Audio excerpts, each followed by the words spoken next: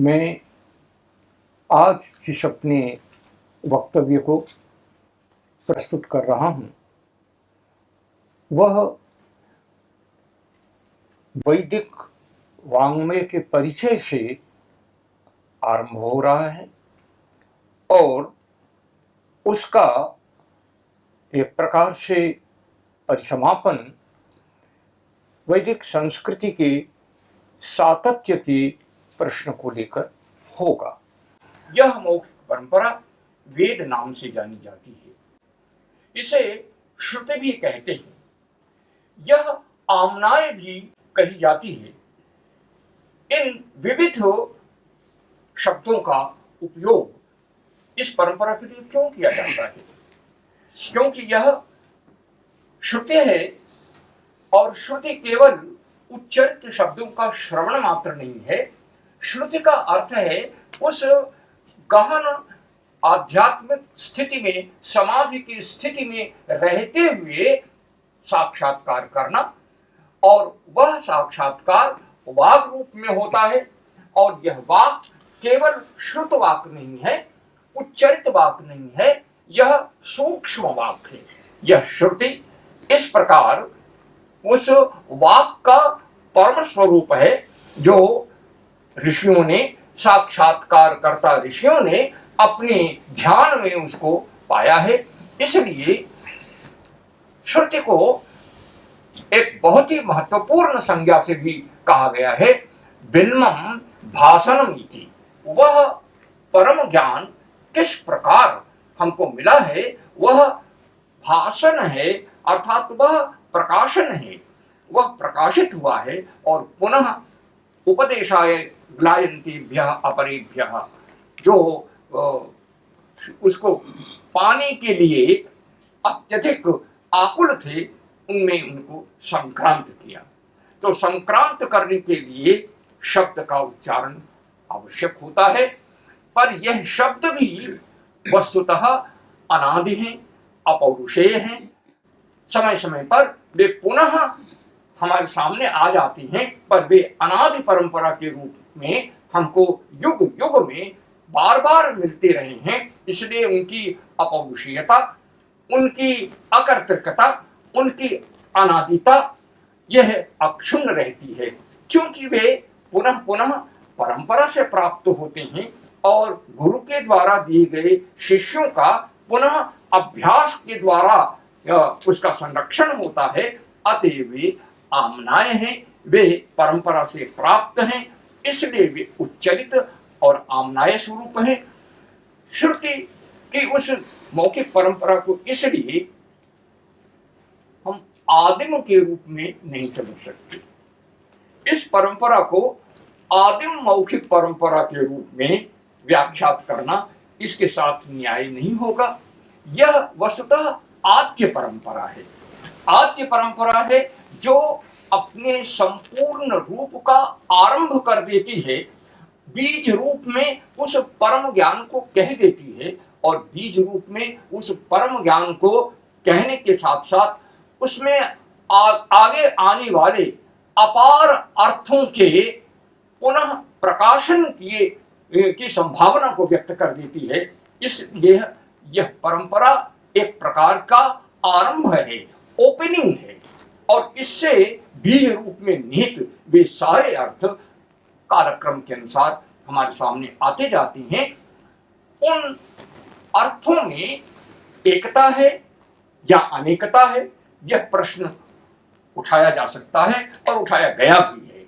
इसको प्राचीनतम जो व्याख्याकार हैं यास्क, उन्होंने इसकी ओर संकेत किया है।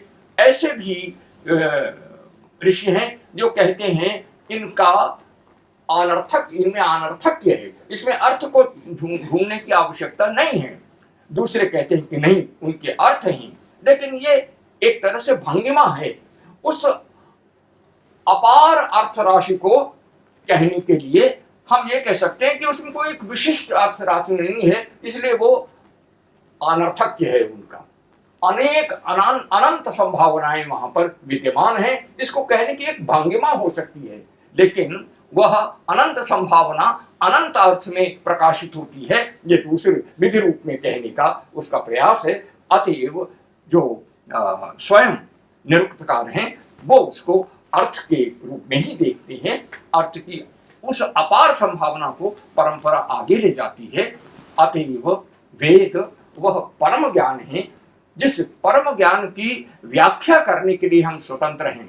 तब फिर क्या वेद अनेक अर्थों को कहते हैं, हम करें तो क्या करेंगे, फिर किसको हम स्वीकार करेंगे अनेक अर्थों में? तब उसका उत्तर है कि प्रयोजन एक है, प्रयोजन ऐक्य है, अर्थ का एक होना आवश्यक नहीं है।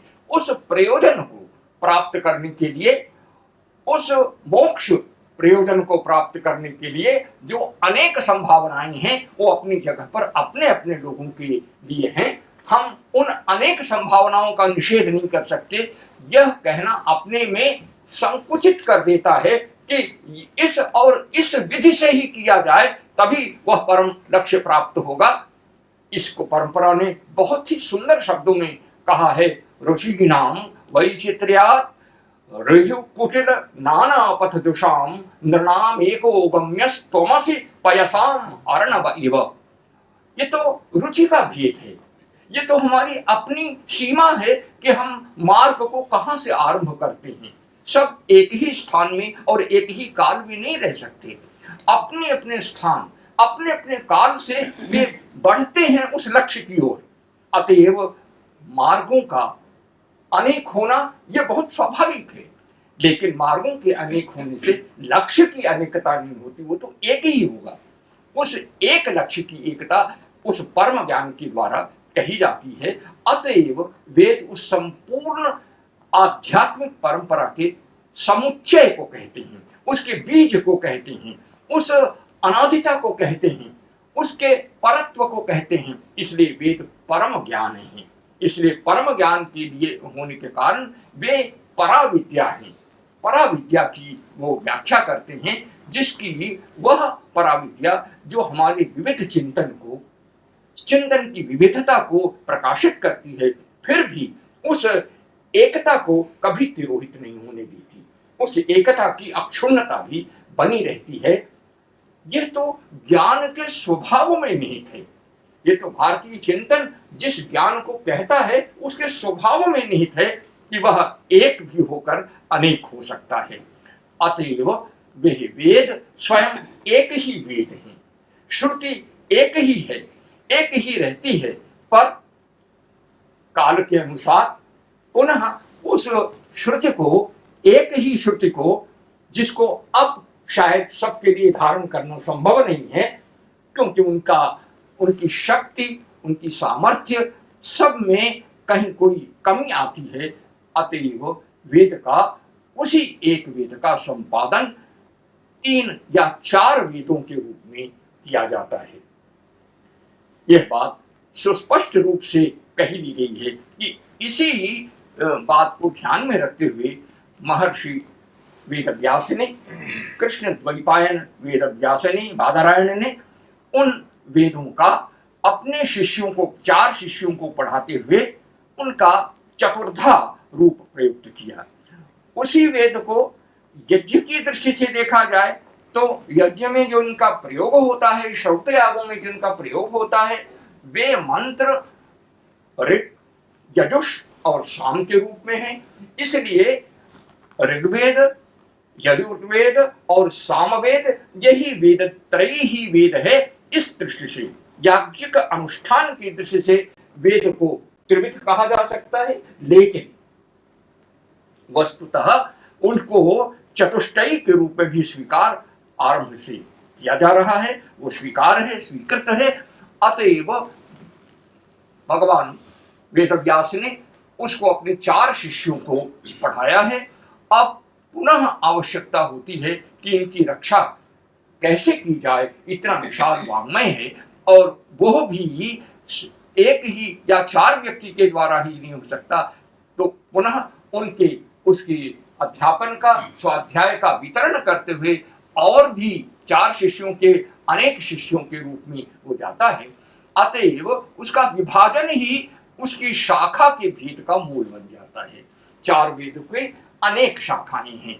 अनेक शाखाओं में वह मौखिक परंपरा के रूप से ही कहा गया है।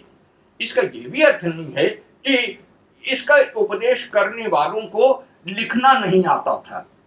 लिखना नहीं आता था, लिखित परंपरा नहीं थी, अतएव किया गया, ऐसा मानना भी ठीक नहीं है, क्योंकि स्वयं ऐसे विद्वानों ने कार्य किया है, दिखाया है। स्वयं हमारे आदरणीय गुरु आचार्य श्री त्रिश चंद्र चट्टोपाध्याय ने उन संहिताओं में लेखन का कहाँ समुल्लेख है इसकी ओर ध्यान दिलाया है, और कहा इसे यह कहना संभव नहीं है कि उनको लेखन से का ज्ञान नहीं है।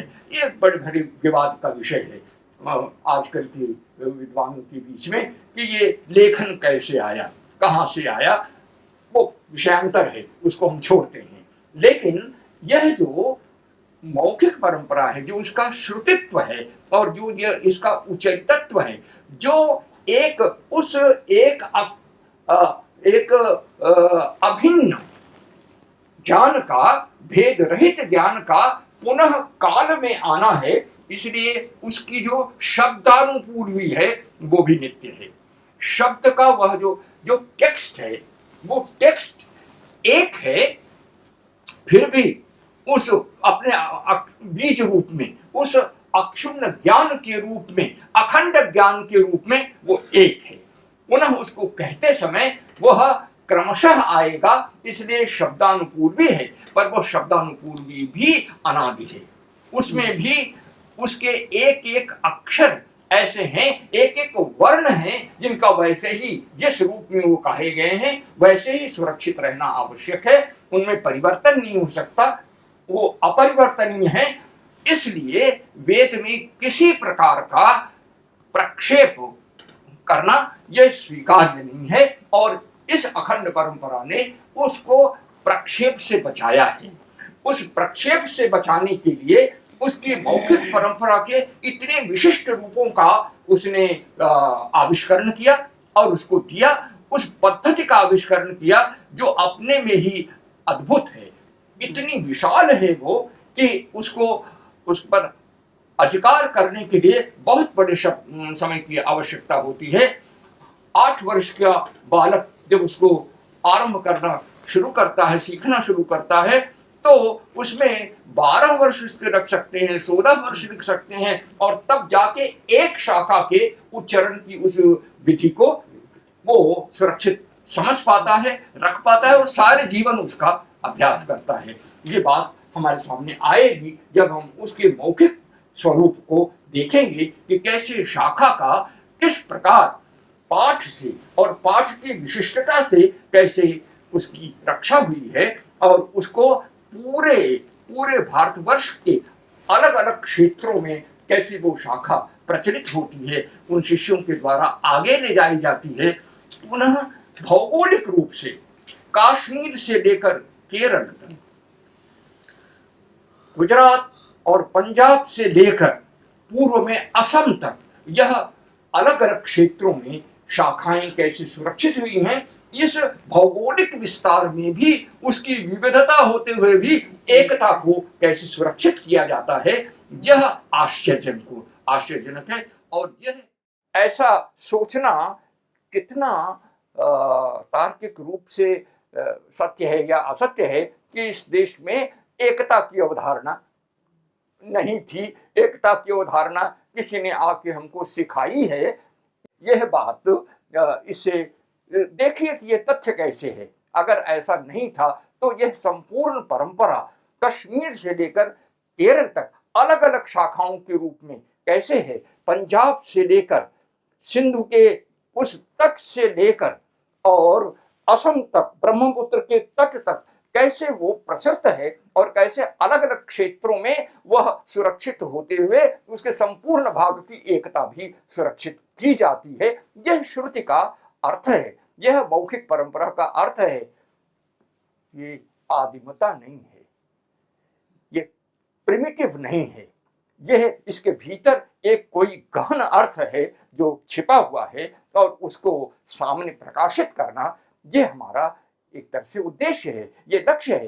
क्योंकि वह फिर हमारी सारी आध्यात्मिक परंपरा के साथ साथ, आध्यात्मिक चिंतन के साथ साथ भी वह हमारी सामाजिक रचना की व्याख्या भी करता है, हमारी राजनीतिक समझ की, राजनीति शास्त्र की समझ की भी अवधारणा को स्पष्ट करता है, नियंत्रित करता है।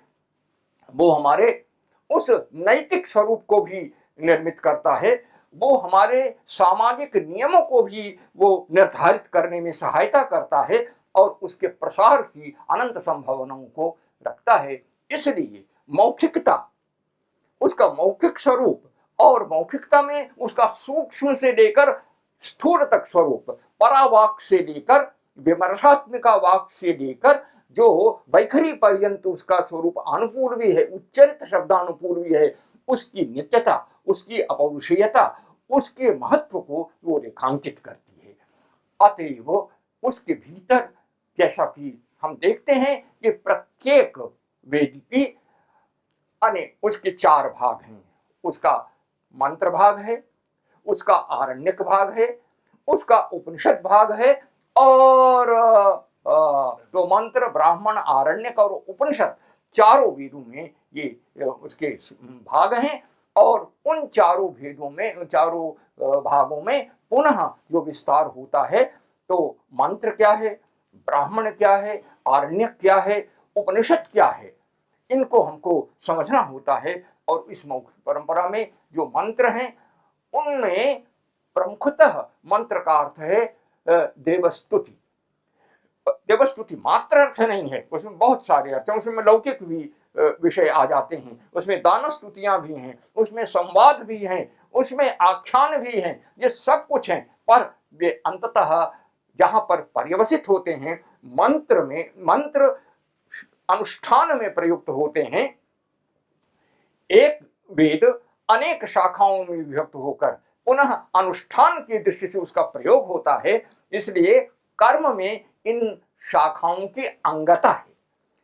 कर्म जो हो अंगी है, और ये शाखाएं मंत्र आदि ये उसके अंग हैं। अतएव मंत्र को स्तुत्यात्मक, देवता की स्तुति के रूप में समझना ये प्रमुख है। इसके बाद अन्य सारे अर्थ उसके भीतर आ जाते हैं।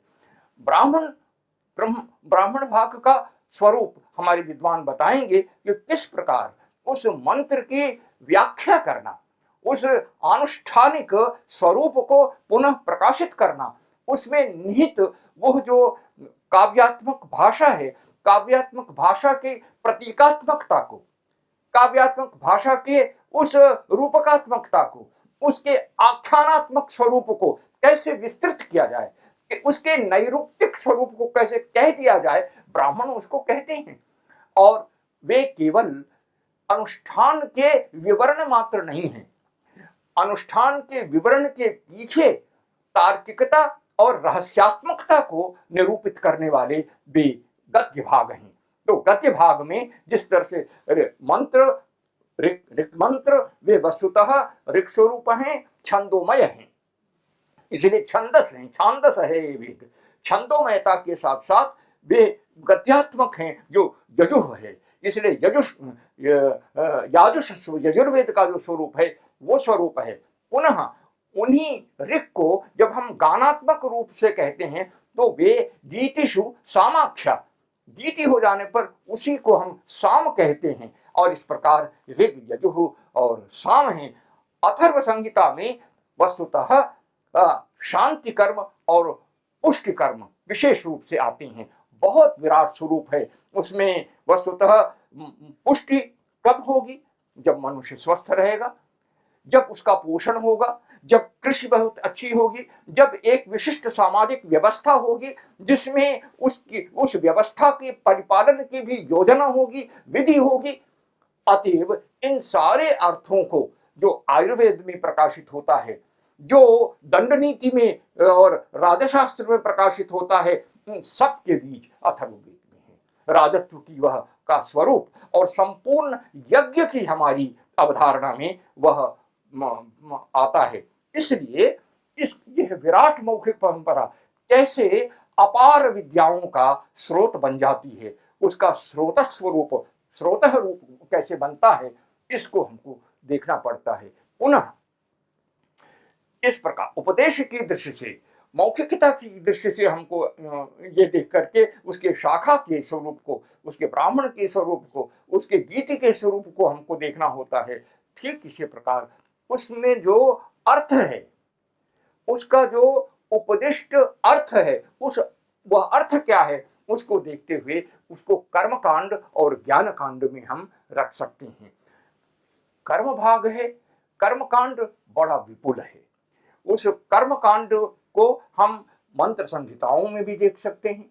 उस कर्मकांड के विस्तार को हम ब्राह्मण भाग में दे सकते हैं। उसके नैरुक्तिक अर्थ को, उसके मेटाफोरिक, वो रूपकात्मक अर्थ को, उसके मिथकीय अर्थ को, इन सब को अगर समझना है, उसकी व्याख्या को जो बीज रूप में उपस्थित है संहिता में, मंत्र में, लेकिन यहाँ पर प्रकाशित कर दिए जाते हैं, उसको हम ब्राह्मण भाग में देखते हैं। ब्राह्मण भाग को की व्याख्या को हम इसीलिए पारंपरिक रूप से मंत्र के साथ संबद्ध रूपते हैं और एक मानते हैं। परंपरा उनको एक मानती है, उनको भिन्न मानने वाले भी भारतीय चिंतक भी हैं और पाश्चात्य चिंतक तो है ही हैं। पुनः आरण्यक में और उसका अर्थभाग प्रकाशित किया जाता है। वो रहस्य है जो कि अरण्य में प्रकाशित होता है। अरण्य जहां शांति है, जहां रण नहीं है, वो अरण्य है। जहां वो जंगल नहीं है, वे अरण्य है। अरण्य में और जंगल भी संस्कृत का शब्द है, लेकिन जंगल शब्द का प्रयोग नहीं किया है, अरण्य शब्द का प्रयोग किया है। जहां रणक नहीं है, रणक से जो परे हैं, शांत हैं, उस शांत स्थल में, शांत देश में जिस रहस्य अर्थ का स्फुरण होता है, वो आरण्यक है। और अंततः यह कर्म भाग आरण्यक भाग तक आकर के पूरा होता है और उसकी निष्पत्ति उसी में बीज आ जाता है, उपासना है। जब कर्म है तो कर्म यांत्रिक कर्म नहीं है, उस कर्म को हम देवता का स्वरूप सामने है, उसका अनुध्यान करते हैं। अनुध्यान करते हुए निश्चित रूप से भीतर कुछ हमारे भक्ति है, उसके पास बैठे हैं, वो आसन है, तो इसलिए हम उसके पास ही बैठे हैं। बिना भक्ति के कैसे बैठे होंगे? बिना गर्म ज्ञान के, बिना उस गरिमा को जाने हम उसकी स्तुति कैसे कर सकते हैं? अतएव गरिमा को जानते हुए हम स्तुति करते हैं। अतएव यह जो स्तुतिमयता है, उसमें उपासना कांड भी बीच में है और वो अंत में ज्ञान कांड के रूप में प्रकाशित होती है। यह ज्ञान कांड परम ज्ञान है और यह परम ज्ञान उपनिषद भाग में है।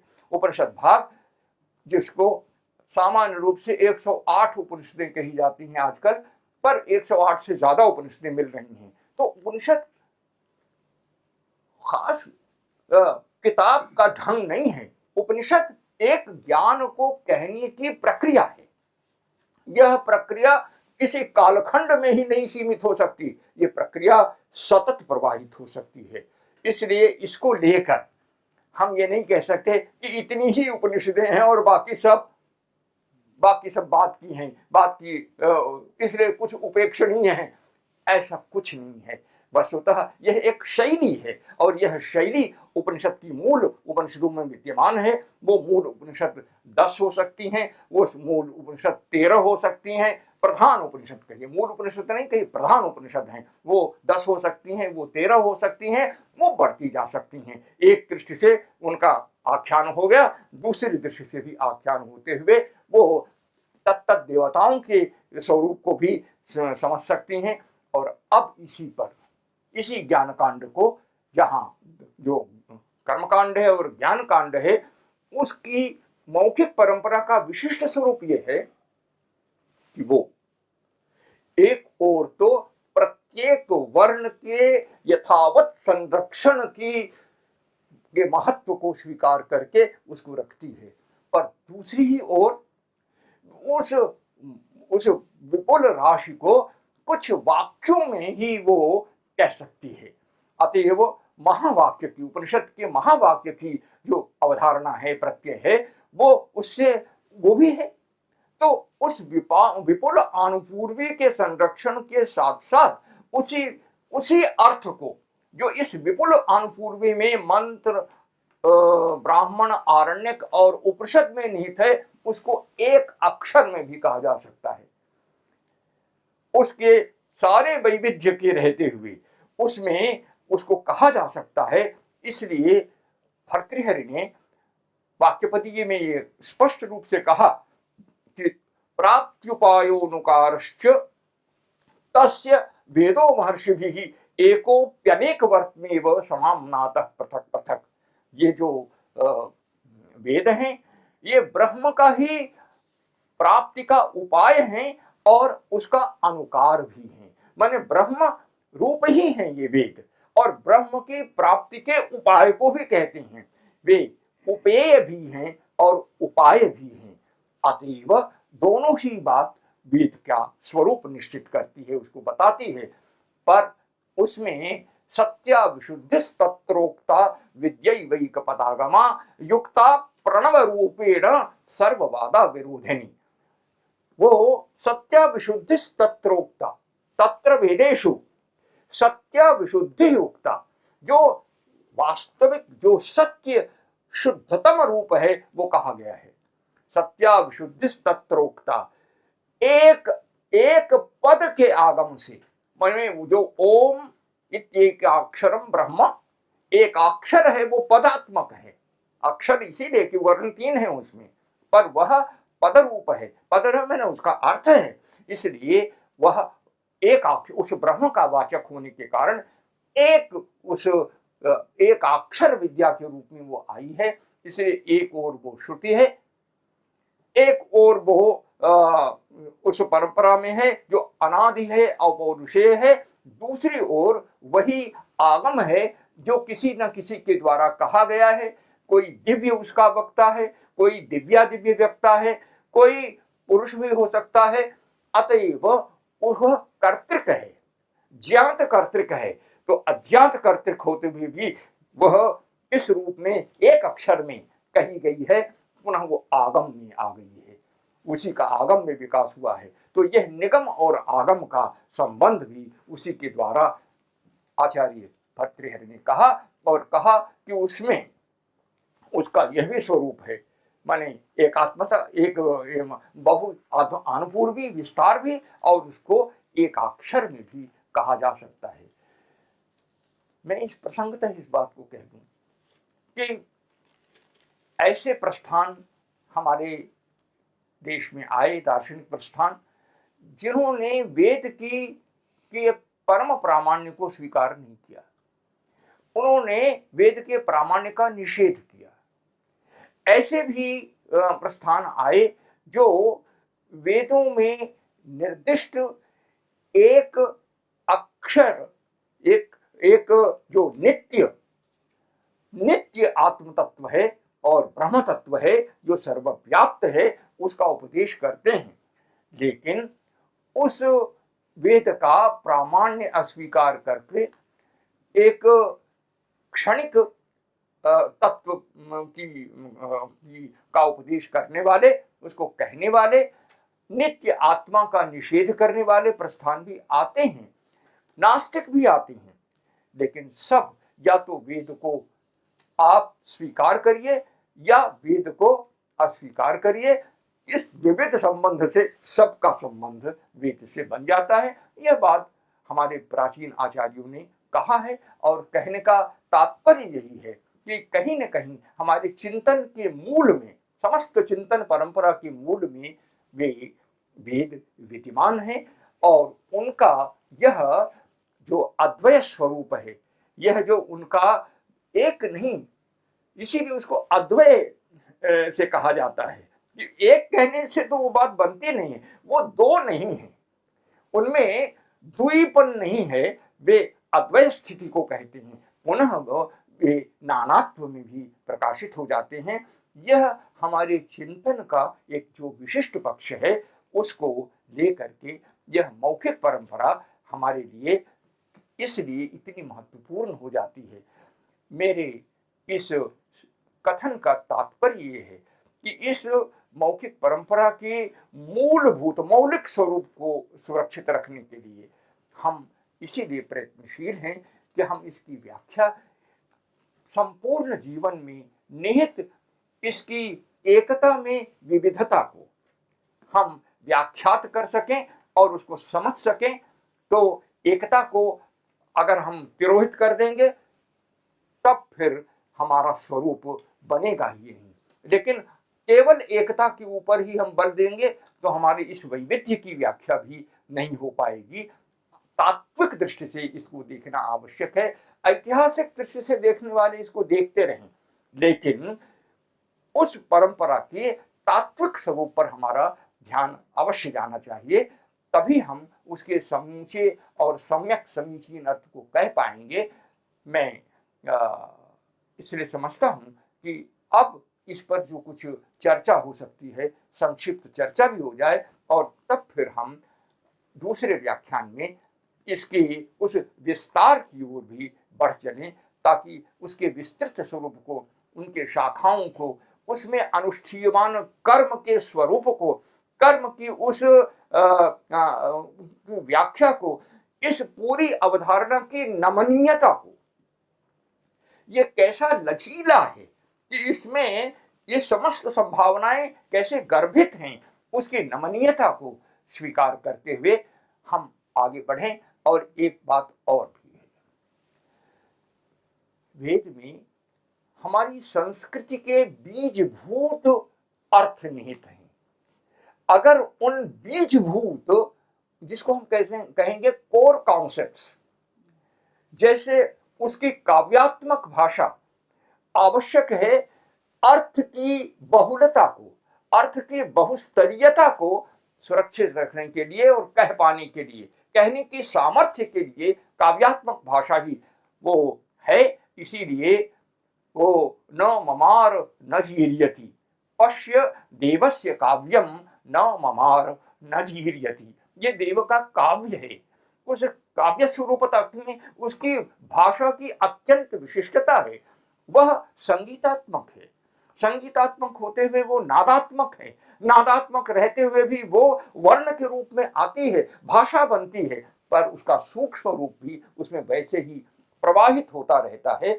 यह सारा तत्व जिस प्रकार आता है, जिस प्रकार वो ये है, उसमें वैसे ही जो मूलभूत प्रत्यय हैं बीजभूत में, जैसे भुवनस्य नाभि, ये नाभि का जो प्रत्यय है, ये नाभि का प्रत्यय जो केंद्र है, केंद्रीयता का बीज के रूप में उसको कहा गया है। बीज के रूप में और नाभि के रूप में और बिंदु के रूप में, तीन रूप में कहने की क्या आवश्यकता है? अगर बीज केंद्रीयता को ही आप कहना चाहते हैं तो बिंदु पर्याप्त है, पर बिंदु रेखा गणितीय क्षैतिज स्वरूप को कहने के लिए बिंदु को कहते हैं हम। लेकिन अगर उसका वानस्पतिक एक रूपक हमको देना है और उसमें केवल वो फैलता ही नहीं है, वो ऊपर भी जाता है, तो उसके वानस्पतिक रूप को कहने के लिए उसको बीज कहना पड़ेगा, गर्भ कहना पड़ेगा। तो इसलिए उसका ये मेटाफर बार बार वेद में आता है। जैसे उसी प्रकार उसे जैसे बीज है, जैसे बिंदु है, जैसे गर्भ है, उसी प्रकार उसके अन्य जो केंद्रीय भूत प्रत्यय हैं, जिससे समस्त भारतीय संस्कृति की सम्यक व्याख्या, दर्शन की, चिंतन की, कला की, ये सब करने का कार्य यहाँ पर हो रहा है। और उस संदर्भ में हम इसकी पूर्णता को देखने के लिए, उसकी बहुस्तरीयता को उसकी पूर्णता में, संपूर्णता में देखने के लिए हम प्रस्तुत हैं। वो विभाजन की दृष्टि से बहुत देखा गया है, पर वो सर्वसमावेशी है। उस सर्वसमावेशिता के लिए क्या तर्क क्या है? सर्वसमावेशी होते हुए जब आपने केंद्रीय कह दिया कि कोर हो गया, तो एक केंद्र हो गया, स्थिर केंद्र हो गया। कोई एक है और उसके चारों ओर फिर उसके परिधि में तो केंद्र और परिधि का द्वंद्व भी आ जाएगा। तो क्या हमारी यह संस्कृति केंद्र और परिधि के इस द्वंद्व में ही सिमटी रही है? मूल प्रश्न उठता है। लेकिन ऐसा नहीं है। उसका तर्क यह है कि यह परिधि क्षैतिज, यह जो केंद्रीयता है वो क्षैतिज केंद्रीयता नहीं है। क्षैतिज केंद्रीयता के लिए ये समस्या आती है कि वो वस्तुतः केंद्रीय परिधि है, लेकिन केंद्रीय बिंदु है और केंद्रीय परिधि है, इसलिए मार्जिनलिटी भी उसमें होगी। सेंटर है तो मार्जिनल होगा, फिर उसमें वर्चस्व की प्राप्ति का वो तनाव भी होगा। जो केंद्र में है उसका वर्चस्व है और जो परिधि में है वो उससे वंचित किया गया है। यह जो प्रश्न उठ रहे हैं इसको ध्यान देना चाहिए कि यह जो केंद्रीयता है, यह केंद्रीयता की व्याख्या, it's a concept of shifting centre. ये स्थानांतरित होती हुई केंद्रीयता है। इस केंद्रीयता में कोई कहीं भी केंद्र में आ सकता है, कभी भी उसके चारों ओर की रचना हो सकती है। इस केंद्रीयता का उदाहरण है ना भूगोल, ब्रह्मांड गोल, खगोल। तो खगोल और भूगोल में जो गोल है, जो कंदुक है, उस कंदुक में केंद्रीयता आप कहां से कौन सी पैदा कर, वो तो विविध हो जाएगी। एक तरफ से एक दृष्टि से केंद्रीयता सूर्य की है इस ब्रह्मांड की, दूसरी ओर से केंद्रीयता पृथ्वी की है जहां हम बैठे हैं, हम हमारे लिए है वो। तो इसलिए इस केंद्रीयता में परिवर्तन आ सकता है। इसलिए यह स्थानांतरित होने वाली विपरिवर्तन होने वाली केंद्रीयता है। अब इसलिए सामाजिक संरचना में केंद्रीयता बदल सकती है। दृष्टि के अनुसार एक केंद्रीयता वहां हो सकती है जहां पर वेदाध्यायी लोग केंद्र में हैं। ठीक है, वेदाध्यायी लोग केंद्र में हैं और वे जो उस परिधि से बाहर हैं, अंत्यज हैं, वो कहां है? ये मूल प्रश्न है हमारी इस मौखिक परंपरा में, वेद में। क्योंकि यह जो केंद्रीयता है वो स्थानांतरित हो सकती है, लचीली है, नमनीय है, इसलिए इसकी व्याख्या हो सकती है और होती है और रही है। मैं काल्पनिक बातें आपसे नहीं कह रहा हूं। स्थानांतरीयता होने के कारण कभी तो वो वैदिक केंद्र में है और कभी वे अंत्यज केंद्र में है। अंत्यज जो बिल्कुल सीमांत पर खड़ा है वो केंद्र में है और वहां से देखिए आप, यह केंद्रीयता आती है आगमों में। आगम के दर्शन में यह केंद्रीयता स्पष्ट दिखाई पड़ती है और उस दृष्टि से समाज में भी रही है। एक वह केंद्रीयता जहां पर विश्व केंद्र में है, वैश्य है केंद्र में, जहां क्षत्रिय केंद्र में है, जहां वेदविद केंद्र में है, यह सब केंद्रीयता के अलग अलग प्रत्यय हैं। एक ही तरह से इसको देखने से हम इसकी सम्यक व्याख्या नहीं कर सकते हैं। हमारी मौखिकता की यह अपार संभावना है और इस रूप में वो मौखिक है। लिखितिमपि ललाटे प्रोज्झितुं कस्समर्थः। ललाट में लिखित है, ये भी एक विचार है। लिखित है लेकिन ऐसा लिखित पत्थर की लकीर नहीं है। ये जो लिखित है वो पत्थर की लकीर है और ये पत्थर की लकीर नहीं है, ये बदली जा सकने वाली लकीर है जिसमें केंद्रीयता की हम नमनीय व्याख्या कर सकते हैं और ये नमनीय व्याख्या होती रही है। ये उसका रहस्य है। उस केंद्र में कभी वे आ सकते हैं जो वेद के प्रामाण्य को निषेध कर रहे हैं, फिर भी हम उनसे जो यहां तक कह सकते हैं त्रयो वेदस्य कर्तारः भंड धूर्त निशाचराः। कहिए उनको ज्यादा से ज्यादा हम उनको कहेंगे कि नास्तिको वेद निंदकः, वेद की निंदा करते हैं वो, बस। पर ऐसा कोई हमको कहीं कोई घटना नहीं सुनाई पड़ती कि उनको फांसी दे दी गई हो, ये कहने के लिए फांसी दे दी गई हो, ऐसा तो हमको कहीं कोई विवरण नहीं प्राप्त होता। तो यह जो एक उदारता है, उसकी एक केंद्रिकता होते हुए भी उसकी उदारता का यह स्रोत है। अतएव इस मौखिक परंपरा को उस दृष्टि से भी देखना चाहिए और इस दृष्टि से भी देखना जरूरी है कि क्या उसमें सातत्य है कि नहीं है। क्या वो परवर्ती से बिल्कुल भिन्न है, और क्या उसको बिल्कुल भूल करके फिर दूसरा सोपान आता है, फिर तीसरा सोपान आता है, या उस परिवर्तन के साथ एक सातत्य भी बना हुआ है। इसलिए कालक्रम में उसके सातत्य और परिवर्तन दोनों पर ध्यान हमारा जाना आवश्यक है। किस रूप में वो सातत्य बना रहता है और किस रूप में वो परिवर्तन होता है, इसको दोनों को देखने की भी हमको आवश्यकता पड़ेगी।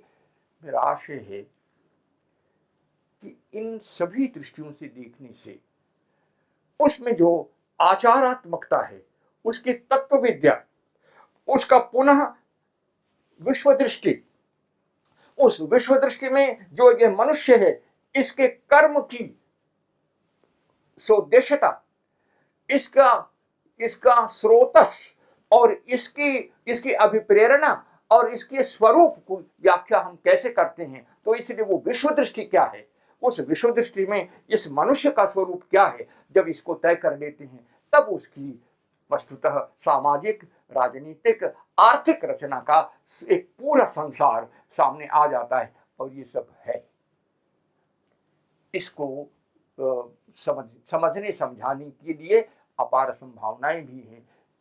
मैं आशा करता हूं कि इस व्यापक दृष्टि से वेद की मौखिकता को देखा जाए, वेद की मौखिकता को आदिमता के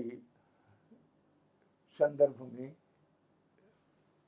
देखने से के बजाय उसकी आद्यता को देखा जाए, और आद्यता के अर्थ को भी हमको समझना पड़ेगा।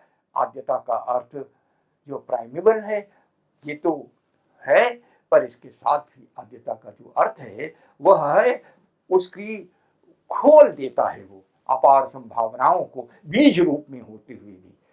तो वहां से उस अपार संभावना तक उसको देखने की आवश्यकता है।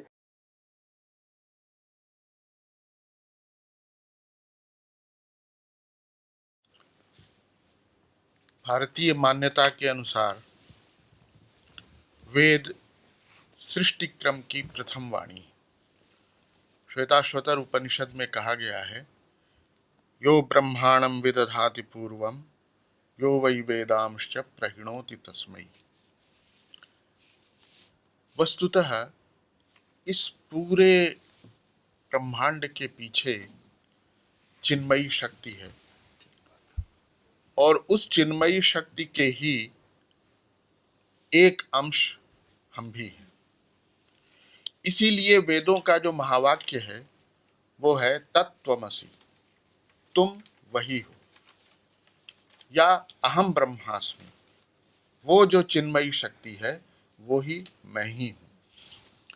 और इसीलिए वेदों का जो चरम पुरुषार्थ उपदिष्ट है वो है कि हम अपने उस स्वरूप को पहचाने, और उस पहचान के बाद अपने को उसी परतत्व में, उसी चिन्मयी शक्ति में मिला दें। और इसके लिए वेदों ने यज्ञों की प्रमुखता से प्रतिपादन किया। सृष्टि क्रम की इस प्रथम वाणी में ये सारे विचार प्रतिपादित हुए, इसलिए हम ये कह सकते हैं कि भारतीय संस्कृति का मूल वेद है। अगर हम अपने पाश्चात्य भाइयों के विचारों की ओर दृष्टिपात करें तो उन्होंने यद्यपि ऐतिहासिक दृष्टि अपनाई, लेकिन इस ऐतिहासिक दृष्टि को अपनाते हुए भी उन्होंने हमें यह अवगत कराया कि वेद विश्व का आदि ग्रंथ है, और उसमें भी उन्होंने ऋग्वेद को एक प्रतीक बनाया और ये कहा कि ऋग्वेद विश्व की पहली पुस्तक है। ऐसी स्थिति में हम ये कह सकते हैं कि यदि वेद या ऋग्वेद वेद का पहली पुस्तक है, आदिम ग्रंथ है, तो विश्व संस्कृति का उद्गम स्रोत भी वेद हो सकता है या है। इसलिए केवल भारतीय संस्कृति का ही आदर्श ये नहीं माना जाना चाहिए कि वह चिन्मयी शक्ति का एक अंश मैं हूं और मेरा जो अंतिम लक्ष्य है वो उस चिन्मयी शक्ति को पहचानने का और उसमें अपने को मिलाने का है, बल्कि ये विश्व संस्कृति का एक तरह से चरम लक्ष्य है। अब अगर शाब्दिक विधा से हम शुरू करें तो विश्लेषण करने पर वेद शब्द की निष्पत्ति विद ज्ञाने धातु से होती है। अतएव विचारकों ने कहा कि धर्मादि पुरुषार्थ चतुष्टय सिद्धि के उपाय बतलाए जाए वह वेद है।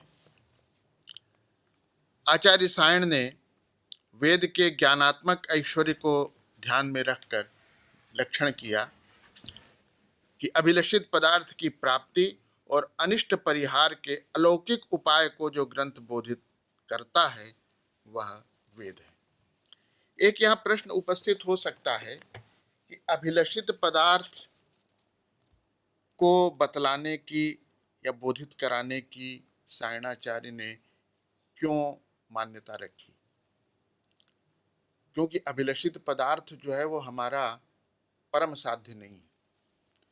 लेकिन सायणाचार्य ने ये भी बात हमें बतलाई, या हमारे जो अन्य शास्त्रीय ग्रंथ हैं वो ये भी हमें उपदिष्ट करते हैं कि व्यक्ति की किसी लक्ष्य विशेष में प्रवृत्ति कराना ये प्रथम कर्तव्य है,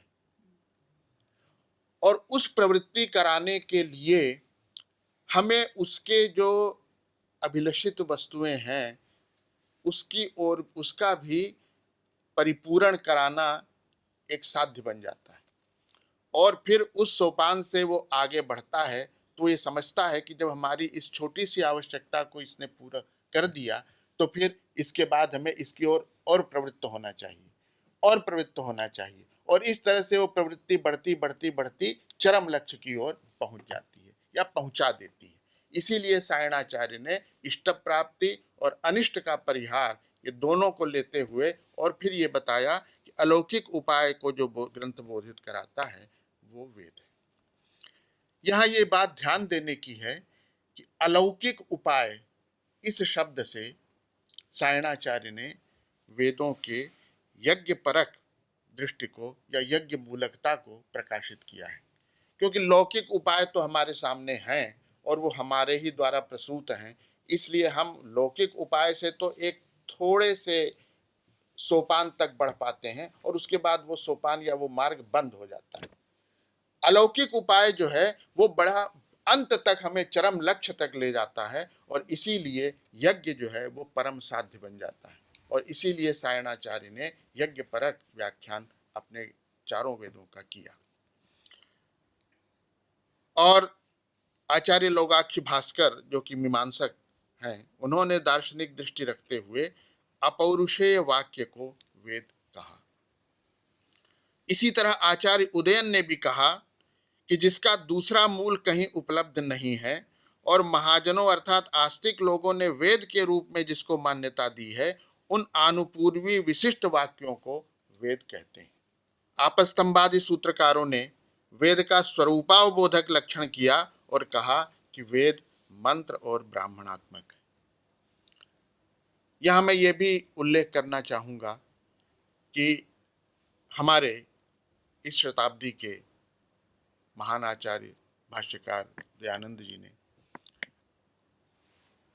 थोड़ी सी इससे भिन्नता रखते हुए केवल मूल संहितात्मक जो वेद भाग है उसी को उन्होंने वेद के रूप में मान्यता प्रदान की और ब्राह्मण ग्रंथों को उनकी व्याख्या के रूप में उसे माना। इन सारे लक्षणों की विवेचना करने पर यह तथ्य सामने आता है कि अहिका मुष्मिक फल प्राप्ति के अलौकिक उपाय का निदर्शन करने वाला अपौरुषेय विशिष्टानुपूर्विक मंत्र ब्राह्मणात्मक शब्द राशि वेद है। वेद के दो भाग हैं, मंत्र और ब्राह्मण। आचार्यों ने सामान्यतया मंत्र और ब्राह्मण रूप से वेदों का विभाजन किया है। आमनायः पुनः मंत्राश्च ब्राह्मणानि। इनमें मंत्रात्मक वैदिक शब्द राशि का मुख्य संकलन संहिता के नाम से प्राचीन काल से व्यवहृत होता आया है और संहितात्मक वैदिक शब्द राशि पर ही पदपाठ, क्रमपाठ एवं अन्य विकृति पाठ होते हैं। सन्निकर्षात्मक जो पाठ है वो संहिता पाठ कहलाता है। मंत्रातिरिक्त जो वेद भाग है वो ब्राह्मण भाग कहलाता है।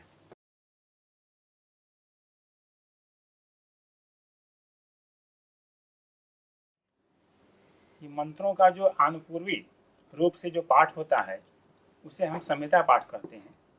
जैसे मैं एक मंत्र प्रस्तुत कर रहा हूँ। हरि ओम जामेधान देवगणाः पितरश्चोपासते तया मामद्यमेधयाग्ने मेधाविनां कुरु स्वाहा। यह जो पाठ हुआ इसे हम संहिता पाठ कहते हैं। इस मंत्र का अर्थ ये है कि ऋषि समस्त मानव जाति के लिए कहता है कि याम मेधाम देवगणाः पितरश्चोपासते, जिस उस परात्पर चिन्मयी शक्ति के द्वारा हमें जो शक्ति प्राप्त है मेधा के रूप में, जिस मेधा की उपासना देवगण भी करते हैं, पितृगण भी करते हैं, उस मेधा की शक्ति की उपासना से आद्य मैं जो कि इस मंत्र से उस परात्पर चिन्मयी शक्ति को प्रार्थना करता हूँ वह मुझे भी उसी मेधा शक्ति से संपन्न करे ताकि मैं संपूर्ण मानव जाति का कल्याण कर सकूं। क्या बात, वाह। परंपरा के अंतर्गत जो जिसका अध्ययन होता है वह होता है पद पाठ। उनका क्या महत्व होगा? अच्छा, ये पद जो है, पद के द्वारा हम मंत्रों में, एक मंत्र में कितने पद हैं इसकी जानकारी हमें पद पाठ के द्वारा ही होती है कि इस मंत्र में इतने पद हैं, ये सुबंत है, ये तिङंत है, अथवा ये उपसर्ग है, और ये निपात हैं इत्यादि। क्यों? इसके द्वारा पदों के द्वारा, जहाँ जो पद पाठ की पुस्तक है उसमें आचार्यों ने बताया है और वह ऋषिप्रोक्त ही है कि इस मंत्र में ये पद हैं, इसके द्वारा हमें पद की जानकारी हो। जैसे हिंदी में कहा जाए राम घर जाता है, अब इसका तो हम अर्थ समझते हैं कि राम करता है, जाता है क्रिया है, घर कर्म है, लेकिन जो वेद के जो शब्द हैं वे सभी के लिए उतने सुगम नहीं हैं। इसके लिए हमें ऋषियों ने इनके पदों का स्वरूप निर्धारित किया है और इसके द्वारा हम तत्त पदों के स्वरूप की जानकारी करते हैं और इसके द्वारा हमें अर्थ की जानकारी में बहुत ही मार्गदर्शन होता है। पदों के स्वरूप का ज्ञान होने के बाद हम उस मंत्र में कौन कौन से पद हैं और उनके क्या अर्थ हैं। मैं अभी उदाहरण देता हूँ। जैसे मैंने अभी एक मंत्र कहा था, उसी को बताया, इसी का मैं अब पद पाठ प्रस्तुत कर रहा हूँ जिसमें कि सभी पदों को अलग अलग इसका पाठ किया जा रहा है। हरि ओम जाम मेधाम देवगणा इति देवगणाः पितरः च उपासत इति उपासते तया अद्य मेधया अग्ने मेधाविनां कुरु स्वाहा। अभी मैंने जो पाठ किया इसमें प्रत्येक पद के बाद थोड़ा सा विराम लिया है जिससे कि पदों के स्वरूप की हमें जानकारी होती है। इसमें विशेषता ये भी है पद पाठ में कि पद का जो स्वरूप है वो तो इसमें बतलाया ही जाता है, उसके साथ साथ कहाँ उस मंत्र के आधे ऋचा का विराम हो रहा है इसे भी द्योतित किया जाता है, यानी छंदात्मक जो विभाग है वो भी द्योतित होता है। और इसके साथ साथ कौन सा पद जो है वो समस्त पद है इसका भी द्योतन होता है। दो पदों को मिला करके एक पद बना, इसका भी द्योतन हम कराते चलते हैं पद पाठ में, ताकि कभी ये भ्रम ना हो कि मूल पद क्या था और दो पद मिले तो उसका दूसरे का पद का क्या स्वरूप था। इस बात को भी हम द्योतन कराते जाते हैं। और उसके साथ साथ कहाँ हमारी आधी ऋचा विराम को प्राप्त होती है इसका भी इसीलिए उसे इतिकरण के साथ हम प्रस्तुत करते हैं, उपासत इति उपासते। तृतीय जो पाठ है प्रकृति पाठ में, जैसे संहिता पाठ, दूसरा है पद पाठ, तृतीय है क्रम पाठ। क्रम के लिए कहा गया कि यह क्रमः स्मृति प्रयोजन, यह स्मृति के लिए है, अर्थात एक पद के बाद दूसरा पद क्या है, हमें जो है अग्रिम पद की स्मृति होती है जी। और यही क्रम पाठ जो है आगे चल करके विकृति पाठ का प्रकृति माना जाता है। विकृति पाठों की प्रकृति जो है क्रम पाठ है। अब जैसे मैंने अभी आपको एक मंत्र सुनाया, उसी का मैं अब क्रम पाठ प्रस्तुत कर रहा हूँ। क्रम पाठ का लक्षण बताया गया है कि द्वे द्वे पदे संदधाति उत्तरेण उत्तरम आवसानात अपृक्तवर्जम। ये कहा गया है कि दो दो पदों का संधान होता है। क्रम पाठ में दो दो पदों का संधान होता है। उत्तरेण उत्तरम, यदि किसी मंत्र में मान लिया जाए 5 पद हैं, तो उत्तरेण उत्तरम से तात्पर्य है कि 1 2 2 3 3 4 4 5। अब चूंकि 5वां पद अंतिम पद है तो उसे हम, एक सूत्र आता है अवसानी च, उसके द्वारा हम उसका इतिकरण करते हैं। इतिकरण जो होता है वो सामासिक पदों का भी होता है और जो प्रगृह्य पद हैं, द्विवचनांत पद हैं, उनका भी ये इतिकरण होता है। और जिन रिफित पदों का स्वरूप संहिता में स्पष्ट नहीं है उनका भी इतिकरण होता है। तो अब मैं इसका क्रम पाठ सुना रहा हूँ। हरि ओम जाम मेधान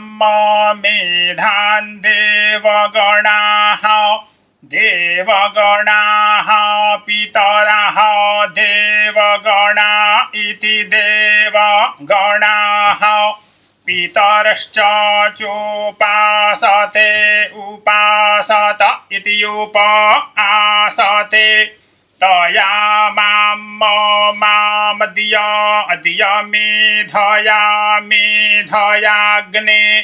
अग्ने मेधावीनां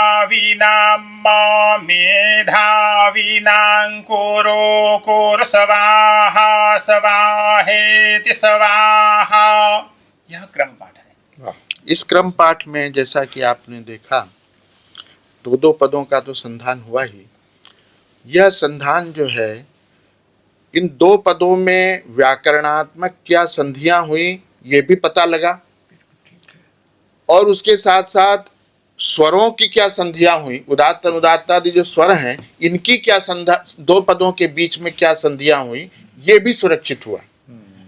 यानी कि व्याकरणात्मक जो संधियां हैं वो भी सुरक्षित हुई और स्वरों की जो संधियां हैं वो भी सुरक्षित हुई। इन दोनों का स्वरूप जो है वो सुरक्षित हो गया। अब इस सुरक्षित स्वरूप के कारण अनुदात्त के बाद जो प्रगृह्य का स्वरूप है, हाँ, वो भी, और प्रचय का स्वरूप भी उसे समझ में आ गया। उदात्त से बाद जो अनुदात्त स्वरित होता है वो भी यहाँ पर सुरक्षित हो गया। और कहाँ यण संधि है, कहाँ पररूप संधि है, कहाँ पूर्व रूप संधि है, वो भी सुरक्षित हो गया। तो यानी कि अब हमें इन 2 पदों के बीच में ये कितनी वैज्ञानिक पद्धति है जिसके कारण से आज पता नहीं, अपौरुषेय हम मानते हैं, कब से ये पृथ्वी है, कब से ये सृष्टि है, तब से ये वेद इसी रूप में चला आ रहा है। एक भी मात्रा का उसमें फर्क नहीं हुआ, पाठ भेद नहीं हुआ। ये इसी कारण से हुआ, इस क्रम पाठ के कारण। इसीलिए इसका प्रयोजन बताया कि स्मृति प्रयोजन ये संगीतात्मक स्वराघात है। हाँ, तो अतएव उसके पाठ में जो निहित संगीत है वो कैसे संगीतक में आकर के एक स्वरूप में है, लेकिन जब आप उसको विश्लेषण करना चाहें तो कहाँ उसमें अंतर आया है, पद पाठ के द्वारा ये भी मालूम हो जाएगा। अतएव इस संगीतात्मक स्वराघात को समझने के लिए भी ये क्रम पाठ अत्यधिक आवश्यक है। जटा माला शिखा रेखा ध्वजो दंडो रथो घनः अष्टौ विकृतयः प्रोक्ताः क्रमपूर्वा महर्षिभिः। अर्थात जटा, माला, शिखा, रेखा, ध्वज, दंड, रथ एवं घन, ये 8 विकृति पाठ हमारे भारतीय ऋषियों ने बताए हैं। अब इनको विकृति क्यों कहते हैं? क्या इसमें कोई मंत्रों में विकार आता है इसलिए विकृति कहते हैं? यहाँ विकृति से तात्पर्य है विपर्यास से। जो हमारे प्रकृति पाठ के अंतर्गत जो 3 पाठ आते हैं, संहिता, पद एवं क्रम, उनमें मंत्रों के पदों का विपर्यास नहीं होता है, यही उनका प्रकृतित्व है। अब विकृति पाठ में इनका विपर्यास भी होता है। जैसे पहला पद था इस मंत्र में याम मेधाम, यदि संहिता पाठ करेंगे तो भी वह याम के बाद ही मेधाम आएगा, यदि पद पाठ करेंगे तो भी वहाँ याम के बाद ही मेधाम आएगा, क्रम पाठ करेंगे तो वहाँ भी इसी प्रकार का क्रम होगा, याम के बाद ही मेधाम। सीक्वेंस अपनी जगह पर बना हुआ है, क्रम बना हुआ है। लेकिन जब हम जटा से प्रारंभ करते हैं विकृति पाठ का, तो वहाँ पर ऐसा भी होता है कि प्रथम पद को हम बाद में बोलें, द्वितीय पद को पहले बोलें। तो वो उसके लिए भी एक नियम बना है, जैसा कि आपने भी प्रश्न किया। हाँ, जैसे कि प्रथम द्वितीय तृतीय ये कैसे डिफरेंशिएट हुआ? जैसे कि अब पहला पाठ है जटा पाठ, उसका लक्षण बताया गया है कि क्रमम यथोक्तम प्रब्रूयात व्युत्क्रमेण क्रमेण च सलक्षणम सर्वसंधौ जटासा प्रोच्यते बुधैहि। अर्थात क्रमम यथोक्तम प्रब्रूयात यहाँ पर कहा गया है। अब यथोक्त क्रम क्या है, तो उसको जानने के लिए हमें फिर प्रातिशाख्य की ओर देखना पड़ेगा, जहाँ की क्रम का लक्षण बताया गया है द्वे द्वे पदे संदधाति उत्तरेण उत्तरम आवसानात् अपृक्तवर्जम। जैसा कि कहा गया था कि क्रम पाठ जो है सभी विकृति पाठ का प्रकृति है, इसलिए हमें जब जटा पाठ करना होगा तो वहाँ पर भी हमें क्रम पाठ की आवश्यकता होती है। तो क्रम पाठ का जो नियम वहाँ बताया गया था, उसी नियम के अनुसार हम यहाँ क्रम पाठ करेंगे। तो क्रमम यथोक्तम प्रब्रूयात व्युत्क्रमेण क्रमेण च, अर्थात क्रम के बाद हम फिर व्युत्क्रम पाठ करेंगे, पुनः क्रम पाठ करेंगे। इस प्रकार से जो पाठ होगा उसे हम जटा पाठ कहते हैं। जैसे कि अब मैं उसका उदाहरण दे रहा हूँ। जाम मेधाम मेधान जान जाम मेधाम मेधान देवगणा देवगणा मेधाम मेधान देवगणाः देवगणाः पितरः पितरो देवगणा देवगणाः पितरः देवगणा इति देवगणाः पितरश्च च पितरः पितरश्च चोपासत उपासते च चोपासते उपासत इति उपासते तया मां तया तया मामदिया दिया मामदिया अदिया मेधया मेधया दिया दिया मेधया मेधयाग्ने ग्ने मेधया मेधयाग्ने अग्ने मेधाविनां मेधाविनाम् अग्ने ग्ने मेधाविनां मेधाविनां कुरु कुरु मेधाविनां मेधाविनां कुरु कुरु स्वाहा स्वाहा कुरु कुरु स्वाहा स्वाहेति स्वाहा। यह जटा पाठ था। वाह।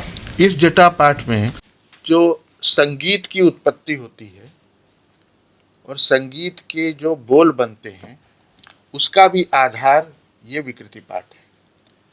नादी धिन्ना जी, ना धी, अब इसी को उल्टा कर दिए धिन्ना, नादी धिन्ना, ये जो बोल बना, तो ये बोल का भी आधार यही विकृति पाठ है, यही जटा पाठ। इसीलिए विकृति नाम भी आया ये ना। हाँ, इसीलिए कि वो उसका जो है वो क्रम में तो विकृति आई। क्रम में विकृति और ये संगीतात्मकता का मूल हुआ और इसके आधार पर हमारा शास्त्रीय संगीत जो है वो विस्तार को प्राप्त हुआ।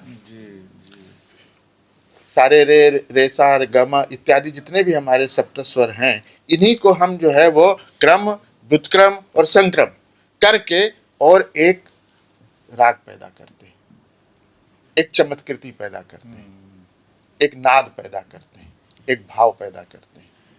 तो इसलिए ऋषियों ने कितना आविष्कार किया, एक कैसी हमें तकनीक दी कि जिस तकनीक के आधार पर हमने अपने स्वर वर्ण और उसके उदात्तादि स्वर धर्मों को तो सुरक्षित किया ही किया, एक चमत्कृति को भी उत्पन्न किया, एक विधा को भी उत्पन्न किया।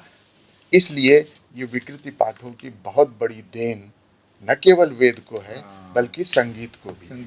अनुत्क्रमश्चोत्क्रमश्च व्युत्क्रमोभिक्रमस्तथा संक्रमश्चेति पंचैते जटायाम कथिता क्रमाः। ये अभी इन्होंने जो पाठ किया वो 3 क्रमों वाली जटा थी, और इससे भी अधिक इसको व्यापक बनाने के लिए 5 क्रम जटा में बताए हैं। अनुक्रम, उत्क्रम, व्युत्क्रम, अभिक्रम और संक्रम। इन 5 क्रमों में ही सारा संगीत शास्त्र, जैसा आपने बताया, वो भी इन्हीं क्रमों के आधार पर अपने सारे रागों को या बोलों को संयोजित करते हैं। एक तरफ लय को उसे नियंत्रित करते हैं और दूसरा स्वर भी आ गए। पर इसमें एक रह गई, जब पहचानवा दीजिए हमको कि इसमें अनुदात्त कौन है, उदात्त कौन है, स्वरित कौन है, और फिर संगीता में प्रचयात्मक रूप से कहाँ पर है। ये जरा संगीतात्मकता उसकी हमको समझ में आ जाएगी, क्योंकि संगीत का आधार है। जैसा कि हमारे यहाँ त्रैश्वर्य कहा गया है, उदात्त, अनुदात्त एवं स्वरित। यदि हम वेद मंत्र की किसी पुस्तक को देखें तो वहाँ पर हमें जो उदात्त है उसका बोध इस प्रकार से होगा, यदि किसी वर्ण के किसी ऊपरी भाग में अथवा अधोभाग में कोई चिन्ह नहीं लगा है तो उसे हम उदात्त कहते हैं, और यदि अक्षर के अधोभाग में चिन्ह लगा है उसे हम अनुदात्त कहते हैं। यदि किसी अक्षर के ऊपर खड़ी पाई इस प्रकार से दी है तो उसे हम स्वरित कहते हैं। ये तो लिखित हुआ। जी जी, हाँ, जैसे कहा गया है कि हस्ते नते। हाँ, हस्ते लिखित नते नहीं, लिखित नहीं। हम जो जानना चाहते हैं वो यहाँ बोल भी रहे हैं और हाथ से भी हम उसका संकेत कर रहे हैं। ये लिखित से कोई, ये तो मौखिक को हमको बताइए, इंटेंजिबल। हाँ, और उसके संगीतात्मक रूप को पढ़ के हमको बताइए। जैसे कि पुरुषः, तो पुरुषः में कहाँ पर अनुदात्त है, कौन उदात्त है, कैसे स्वर उच्चारण में अंतर आ गया।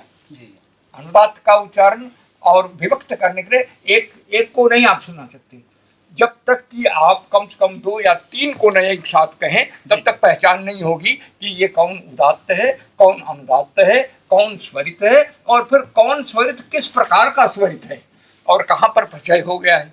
ये जो है 4 जो रूप हैं ये संगीतात्मक रूप है, जो बाद की लौकिक संस्कृत में विलीन हो गए नहीं है। हैं तो वो दूसरे रूप में हैं तो पाणिनि के व्याकरण में अनुदात्तेत है, उदात्तेत है, ये सब हैं तो, लेकिन अब उनको हम संगीतात्मक रूप से बोल नहीं रहे हैं। या तो बोला जा रहा है, गद्य में भी बोला जा रहा है और पद्य में भी बोला जा रहा है। ये आप बताइए। तो जैसे कि आपने प्रश्न पूछा है, जो हमारी ऋग्वेद की शाकल शाखा है उसमें हम कंठ स्वर के द्वारा भी उसका प्रदर्शन करते हैं, परंतु जो अपनी माध्यन्दिनी शाखा है वहाँ स्पष्ट रूप से आया है हस्ते नते। हस्ते नते से तात्पर्य है कि जो उदात्त, अनुदात्त, स्वरित इत्यादि जो स्वर हैं और प्रचय भी है। प्रचय का स्वरूप यह है कि स्वरित के बाद जो अचिन्हित वर्ण आते हैं उन्हें हम प्रचय कहते हैं। एक श्रुति है, एक श्रुति है। और जैसे स्वरित है तो स्वरित के भी उसमें भेद बताए गए हैं, जैसे कि अभिनिहित है, क्षैप्र है और प्रश्लिष्ट है इत्यादि। तो सभी का प्रदर्शन हमें हाथ के द्वारा ही करना है, ऐसा हमारे महर्षि कात्यायन बता रहे हैं। जैसे कि अब याम है तो याम उदात्त है, क्यों कि उसमें कोई भी चिन्ह नहीं है। यदि हम मंत्र में देखेंगे तो याम, तो इसमें जो है कोई चिन्ह नहीं है तो यह उदात्त है। मेधाम, मेधाम जो है अंतोदात्त पद है, क्योंकि धा पर कोई स्वर नहीं है, मे पर स्वर है, तो मे जो है अनुदात्त है और धा जो है उदात्त है। अब एक सूत्र आता है कि उदात्ता चानुदात्तज्ञ स्वरितम, उदात्त के बाद यदि कोई अनुदात्त आता है तो वह स्वरित हो जाता है। तो अब मेधाम का स्वरूप इस प्रकार से है। पद पाठ में यदि हम पद पाठ से ही हमें स्वर का ज्ञान होता है और पद के स्वर का भी ज्ञान होता है, तो मेधाम में धा जो है उदात्त है, अर्थात मेधाम जो है अंतोदात्त पद है।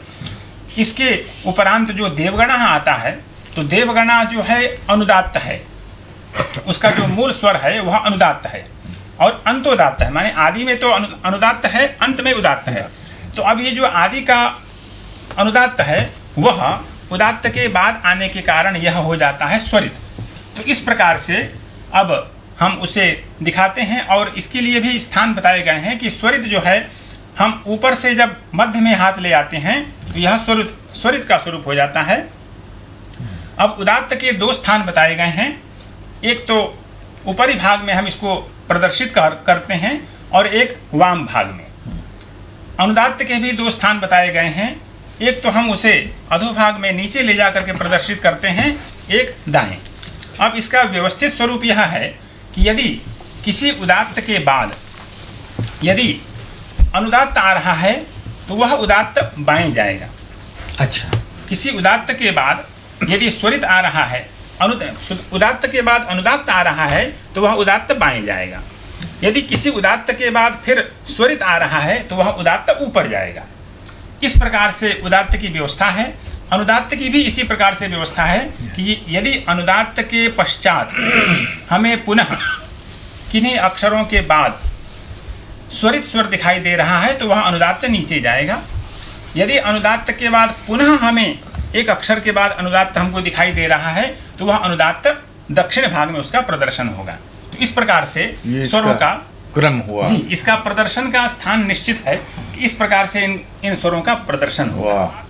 अन्य स्वरों की अपेक्षा स्वरित जो है तीक्ष्ण होता है, यह हमारे वहाँ पर प्रातिशाख्यकार कात्यायन कह रहे हैं। तो यदि जैसे आपने आचार्य जी ने कहा पुरुखा के लिए पुरुखा ऐसे कहना पड़ेगा, यदि वह तीक्ष्ण है ही, तीक्ष्णता उसमें दिखाई देगी। और उसमें भी जो स्वरित के अन्य भेद हैं उसमें भी जो अभिनिहित होता है, अभिनिहित जो है थोड़ा अधिक तीक्ष्ण है और अन्य जो स्वरित हैं वह कम तीक्ष्ण हैं। यह भी हमें हमारे प्रातिशाख्यकार कात्यायन कहते हैं। अब अभिनिहित का यह स्वरूप है कि यदि एदोद्भ्याम अकारः लुक अभिनिहितः, एत और ओत के बाद यदि आकार का लुप हो जाता है तो वह अभिनिहित कहलाता है। इस मंत्र का मैं अब माला पाठ सुनाता हूँ। माला पाठ का लक्षण है माला मालेव पुष्पाणाम पदानाम ग्रथिनी ही सा आवर्तन्ते त्रयस्तस्याम क्रम व्युत्क्रम संक्रमा। अर्थात माला, जैसे कि हम फूलों की माला देखते हैं उसमें एक फूल से दूसरा फूल उसमें जो है संयुक्त होता है, तो इसी प्रकार से माला पाठ में एक पद से दूसरा पद संयुक्त होता है। ओम सहस्राशी रेखा पुरुखाः पुरुखाः सहस्राशी रेखा सहस्राशी रेखा पुरुखाः सहस्राशी रेखेति सहस्राशी रेखा पुरुखाः सहस्राक्षाः सहस्राक्षाः पुरुखाः पुरुखाः सहस्राक्षाः सहस्राक्षाः सहस्रपात सहस्रपात् सहस्राक्षाः सहस्राक्षाः सहस्रपात सहस्राक्ष इति सहस्राक्षाः सहस्रपादिति सहस्रपात स भूमिम् भूमिग्गोसाः स भूमिम् भूमिग्गो सर्वतः सर्वतो भूमिम् भूमिग्गो सर्वतः सर्वतः पृथ्वा स्पृथ्वा सर्वतः सर्वतः पृथ्वा स्पृथवाति अतिश पृथ्वा स्पृथवाति अत्यतिष्ठत अतिष्ठदति अत्यतिष्ठत अतिष्ठद्दशाङ्गुलम् दशाङ्गुलमतिष्ठत अतिष्ठद्दशाङ्गुलम् दशाङ्गुलमिति दशाङ्गुलम्। अब यह जो पाठ हम करते हैं इसमें दो संधियों का हमें ध्यान रखना पड़ता है। जब हम व्याकरण की बात करते हैं तो वहाँ पर हम केवल अक्षर संधि का ही ध्यान रखते हैं, लेकिन यदि हमें वेद मंत्रों के साथ संधि करनी है तो वहाँ हमें अक्षर संधि के साथ साथ स्वर संधि का भी ध्यान रखना पड़ता है कि कहाँ उदात्त अनुदात्त का का यदि मेल हो रहा है, वहाँ संधि होगी, तो वहाँ हम कौन सा स्वर बनाएंगे। उदात्त के साथ स्वरित का यदि योग हो रहा है तो वहाँ कौन सा स्वर बनेगा, इन सभी का हमें ध्यान रखते हुए तब उसका प्रदर्शन करना पड़ता है। ये इसमें एक विशेषता है। और एक आपके हस्त प्रदर्शन की एक और विशेषता यहाँ उल्लेखनीय है। माध्यन्दिन शाखा में प्रत्येक अंतिम वर्ण के लिए विशेष हस्त स्वर है, हस्त चिन्ह है। जैसे आप लोगों ने देखा होगा, अंत में अगर मकार आता है, हल मकार आता है, तो उसमें मुट्ठी बांध करके उसका प्रदर्शन किया जाता है। अच्छा, अगर अंतिम तकार है हाँ। तो उसका दोनों अंगुली तर्जनी और कुंडलाकृति बना करके इस प्रकार उसका प्रदर्शन किया जाता है। वो चिन्ह का इससे ये है कि कोई भी यहाँ कौन सा वर्ण है, वो हल है या अचयुक्त है, ये भी स्पष्ट होता जाए। ये भी संदेह न बने कि मकार पूरा है या मकार अच से विरहित है, तकार पूरा है या तकार अच से विरहित है। इसी प्रकार नकार, णकार, ककार, उसमें इस प्रकार पकार, इस तरह से उसका हस्त चिन्ह नियत है माध्यन्दिन शाखा में। और ये केवल व्यंजनों तक ही नहीं, विसर्ग के लिए भी ऐसा विशेष विधान है। 2 प्रकार के विसर्ग हैं, ह्रस्व और दीर्घ, और उनके भी अपने अपने स्थानों के अनुसार उनका प्रदर्शन नियत है। जैसे अगर ह्रस्व विसर्जनीय है तो उसमें केवल 1 अंगुली का निक्षेप होगा, अगर दीर्घ है तो वो दोनों अंगुलियों का निक्षेप होगा। ये विसर्जनीय के भी नियम है। और इसी प्रकार अनुस्वार का जब गुकार हो जाता है, अनुस्वारम रोष्मसु मकारः एक सूत्र है, और उसके अनुसार इसका माध्यन्दिन शाखा में गु जो एक औरस्य वर्ण है, उरह से वो होना चाहिए। आजकल उसकी थोड़ी सी विकृति हो गई है, लेकिन वो उरह से ऐसा उत्पन्न होता है। इतनासिक क्या, ये उसका सूत्र है। उसके लिए भी स्थान निश्चित है। अगर वो ह्रस्व है तो उसको तर्जनी और अंगुष्ठ मिला करके उसका प्रदर्शन होगा। अगर वो दीर्घ है तो उसको तर्जनी निकाल करके प्रदर्शन होगा। इस प्रकार अनुस्वार और विसर्ग के भी स्थानानुकूल और स्वरानुकूल, मान उदात्त का जहाँ स्थान है उस उदात्त की तरह से प्रदर्शित होगा, उसके अलग स्वरूप हैं। अनुदात्त में है तो उसका अलग स्वरूप प्रदर्शित होगा। और विसर्जनी और अनुस्वार का भी ध्वनि विज्ञान की दृष्टि से इतना सूक्ष्म निरूपण है कि उसमें जरा भी विपर्यास नहीं हो सकता। क्या जो लिखित पंक्चुएशन है उसको भी अंग से ही हम अपने पाठ करते हुए स्वर से और यहाँ पर माने नाद से और हाथ से ये करने की जो अत्यंत व्यवस्थित भाषा है, इसको एक ओर तो पंक्चुएशन भी हो जाता है, जिसको लिखित परंपरा में पंक्चुएशन कहलाता है। दूसरी ओर क्या ये नोटेशन भी हो जाता है, जो कि रिदमिक नोटेशन है, जैसा आपने बताया कि किस प्रकार ना दिन दिन ना, ना दिन दिन ना, ना दिन दिन ना, ना ये है उसमें। तो उसमें जो लयात्मक नोटेशन है वो भी केवल हाथ से दिखा करके हम कर सकते हैं, और जो स्वरात्मक है अतः मैंने जो गानात्मक है वह नोटेशन भी एक तरह से उसको लिखित की जरूरत नहीं है, उसके मौखिकता का, ओरैलिटी का सब कुछ इसी में विद्यमान है।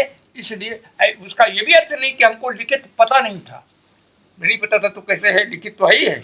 लिखित होते हुए भी सब कुछ हम स्वायत्त रूप से अपने कंठ में और अपने शरीर में उसको रखते हैं और प्रदर्शित कर सकते हैं। ये जो अद्भुत एक प्रकार है, उसका स्वरूप है हमारी मौखिकता का, ये इसके द्वारा आ जाता है। माध्यन्दिन शाखा में ये जो वर्णों के प्रदर्शन के लिए जो मुद्राएं हैं, यही मुद्राएं नृत्य में फिर आगे बढ़ जाती है। कुंडलाकृति है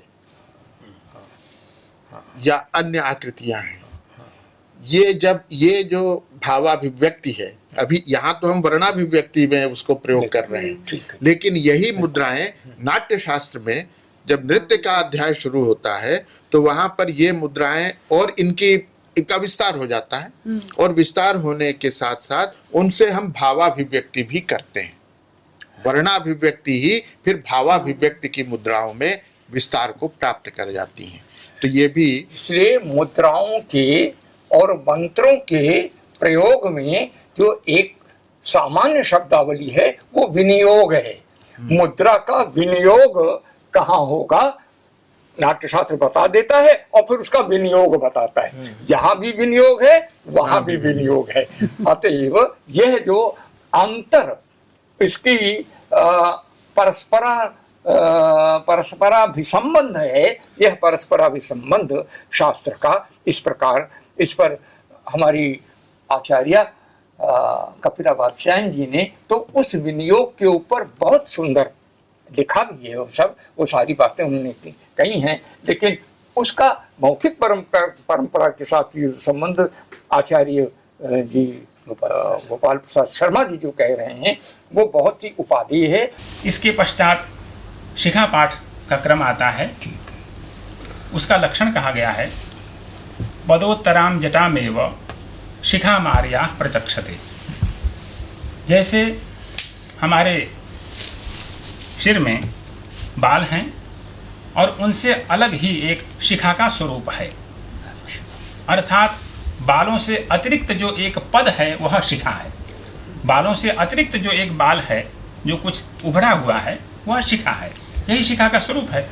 तो इसी प्रकार से मंत्र पाठ में भी पदोत्तराम जटामेव, जटा का उत्तरवर्ती जो पद होगा उसका एक साथ पाठ करना ही शिखा पाठ कहलाता है। जैसे कि अभी मंत्र मैंने पढ़ा उसी का मैं शिखा पाठ कर रहा हूँ। ओम सहस्राशी रेखा पुरुखा पुरुखा सहस्राशी रेखा सहस्राशी रेखा पुरुखा सहस्राक्षा सहस्राशी रेखेति सहस्राशी रेखा पुरुखा सहस्राक्षा सहस्राक्षा पुरुखा पुरुखा सहस्राक्षा सहस्रपात सहस्राक्षा सहस्रपात सहस्रपात सहस्राक्षा सहस्राक्षा सहस्रपात सहस्राक्ष इति सहस्राक्षाः सहस्रपादिति सहस्रपात स भूमिं भूमिज्ञो स भूमिज्ञो सर्वतः भूमिज्ञो सर्वतः सर्वतो भूमिं भूमिज्ञो सर्वतः पृथ्वा सर्वतः पृथ्वा स्पृतवा सर्वतः सर्वतः पृथ्वाति स्पृतवाति याति स्पृतवा स्पृतवाति यातिष्ठत अतियातिष्ठत तिष्ठदति यतियातिष्ठद दशाङ्गुलम् अतिष्ठद दशाङ्गुलान् दशाङ्गुलम् अतिष्ठद तिष्ठद दशाङ्गुलम् दशाङ्गुलमिति दशाङ्गुलम्। अब यहाँ पर जब हम शिखा पाठ में आते हैं तो हमें 3 पदों के साथ पाठ करना पड़ता है, अर्थात जब हम सीधे 3 पद बोलते हैं और उसके विपर्यास में भी 3 पद बोलने पड़ते हैं तो हमें यहाँ से तृतीय पद का भी ध्यान रखना प्रारंभ करना पड़ता है। यह शिखा पाठ की विशेषता है। अब जो अंतिम पाठ माना गया है घन पाठ, इसकी यह विशेषता है कि इसमें एक साथ 13 पद बोले जाते हैं। अच्छा जी, जैसे कि सहस्र शीरेखा पुरुखा सहस्राक्षा, ये 3 पद हैं। तो इसका क्रम यह है, लक्षण में कहा गया है शिखा मुक्त्वा विपर्यस्य, शिखा मुक्त्वा विपर्यस्य तत्पदानि पुनः पठेत अयम घन इति प्रोक्तः इत्यष्टौ विकृतिः पठेत। अर्थात शिखा पाठ करने के पश्चात शिखा पाठ में जितने पद प्रयुक्त हुए हैं उनका विपर्यास करके उन्हीं पदों को पुनः यथाक्रम पाठ करना पड़ता है, जो कि घन पाठ का स्वरूप है। यदि हम सामान्य दृष्टि से, संख्यात्मक दृष्टि से बताएं तो 1 2 2 1 1 2 3 3 2 1 1 2 3 इस प्रकार से करना पड़ेगा और यही क्रम आगे चलेगा, जैसे 2 3 3 2 2 3 4 4 3 2 2 3 4। अब घन पाठ की मैं एक उसका उदाहरण प्रस्तुत कर रहा हूं।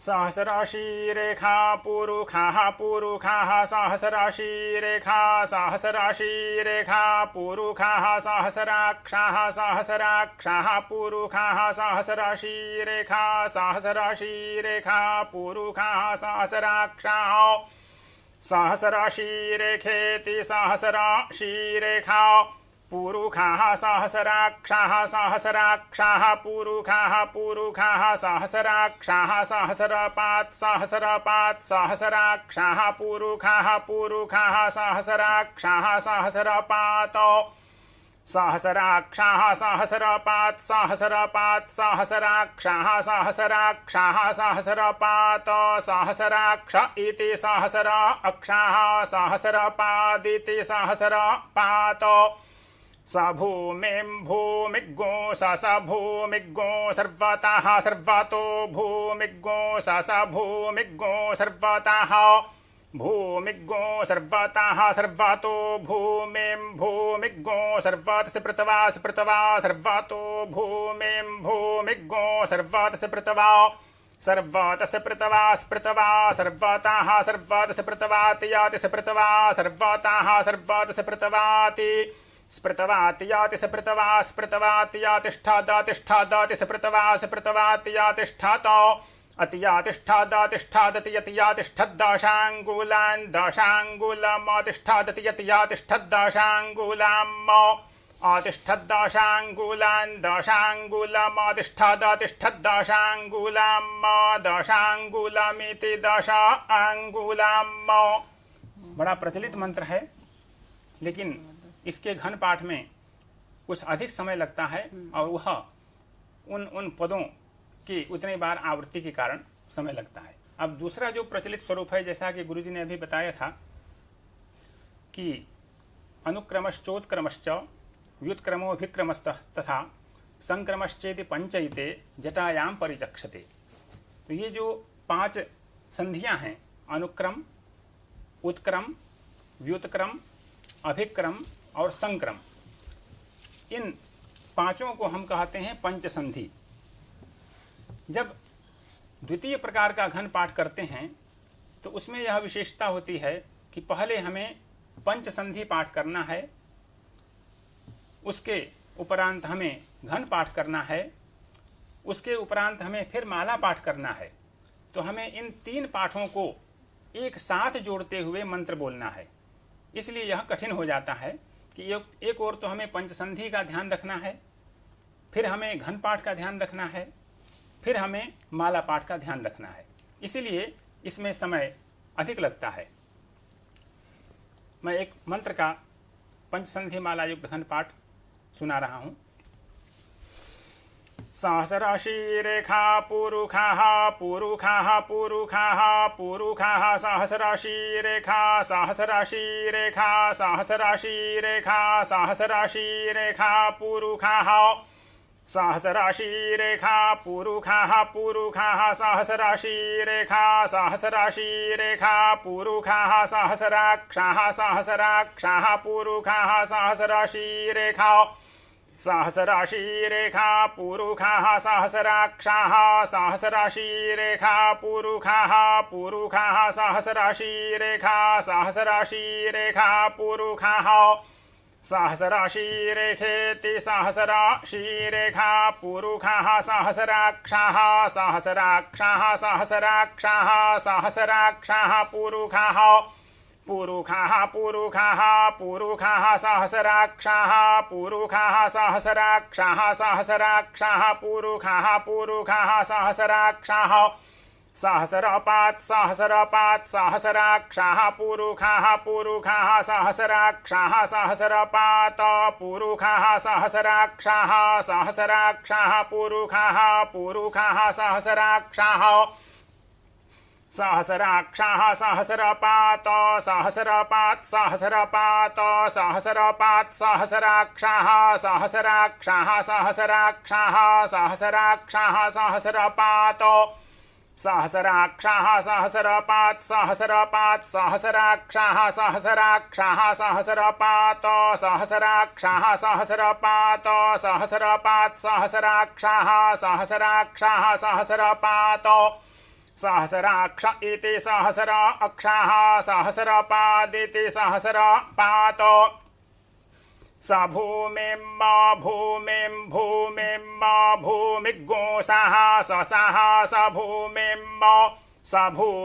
भूमिग्गो स भूमिग्गो सर्वतः सर्वतो भूमिग्गो स भूमिग्गो सर्वतः स भूमिं भूमिग्गो सः स भूमिं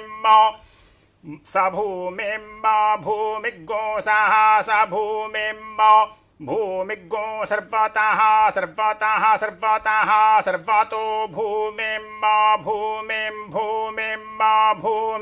सर्वतः भूमिग्गो सर्वतः सर्वतो भूमिग्गो सर्वतः पृथ्वा सर्वतो भूमिग्गो सर्वतः पृथ्वा भूमिग्गो सर्वतः सर्वतो भूमिग्गो सर्वतः सर्वतः पृथ्वा स्पृथ्वा स्पृथ्वा स्पृथ्वा सर्वतः सर्वतः सर्वतः सर्वतः पृथ्वा सर्वतः पृथ्वा स्पृथ्वा सर्वतः सर्वतः पृथ्वाति याति पृथ्वा सर्वतः सर्वतः पृथ्वाति सर्वतः पृथ्वा स्पृथ्वा सर्वतः सर्वतः पृथ्वा स्पृथवाति अतियाति आति पृथ्वा स्पृथ्वा स्पृथ्वा स्पृथवाति स्पृथवाति याति स्पृथवा स्पृथवाति यातिष्ठादातिष्ठादाति स्पृथवा स्पृथवाति यातिष्ठात स्पृथवाति आति स्पृथवा स्पृथवाति अतियातिष्ठात आतिष्ठादातिष्ठात आतिष्ठादाति अतियाति अतियातिष्ठात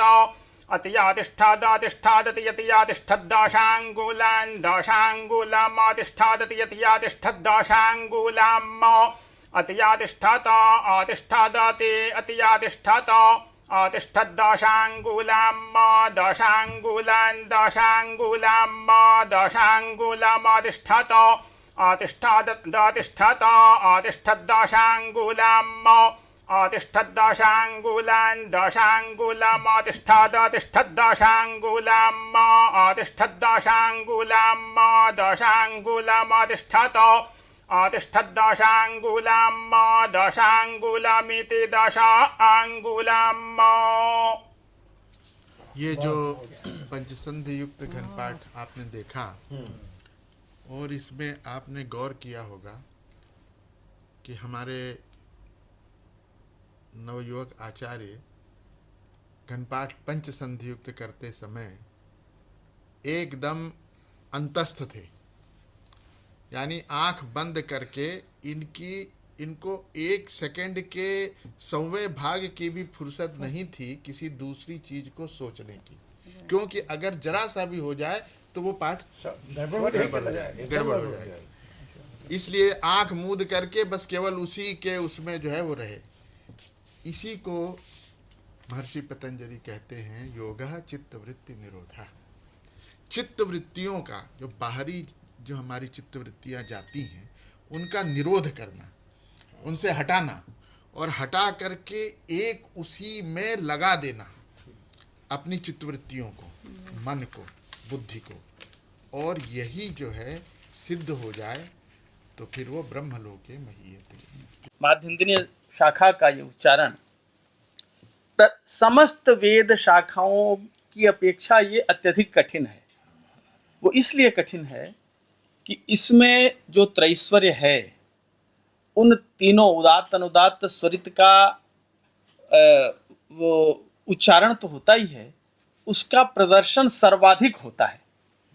ऋग्वेद में केवल प्रदर्शन होता है स्वरित और अनुदात्त का, अथर्ववेद में भी स्वरित और अनुदात्त का प्रदर्शन होता है। बाकी जो उदात्त का प्रदर्शन माध्यन्दिन शाखा की विशेषता है। ये उदात्त अनुदात्त स्वरित तीनों का पृथक पृथक प्रदर्शन करते हैं, और उसमें भी जैसा डॉक्टर गोपाल प्रसाद शर्मा जी ने बताया, उदात्त के प्रदर्शन के 2 स्थान हैं, एक ऊपर और एक बाईं ओर। अनुदात्त के प्रदर्शन के 2 स्थान हैं, एक नीचे और एक दाईं ओर। इसके साथ साथ स्वरित के प्रदर्शन के तो कई स्थान हैं। जात्य स्वरित का अलग प्रदर्शन होगा, अभिनिहित का अलग प्रदर्शन होगा, उसके बाद फिर जो क्षयप्र होगा उसका अलग प्रदर्शन होगा। तो स्वरित के जो 8 भेद हैं उनके अलग अलग प्रदर्शन के प्रकार हैं। और ये जो शाखा है इसी की अष्टविकृति होती है। अष्टविकृति और भी वेदों की होती है, लेकिन माध्यन्दिन शाखा की अष्टविकृतियों की परंपरा इतनी जटिल है औरों में, क्योंकि प्रदर्शन उतना नहीं है इसलिए वो थोड़ी सुकर है। माध्यम और सामवेद में अष्टविकृति होती नहीं क्योंकि वहाँ गान आ जाता है। उनमें इन्हीं तीनों स्वरों का प्रदर्शन अंगुली से किया जाता है।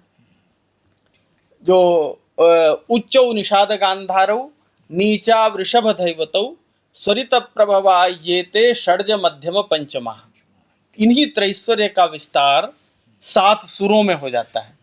निषाद और गांधार उदात्त के, और ऋषभ और धैवत अनुदात्त के, और षड्ज मध्यम पंचम ये स्वरित के।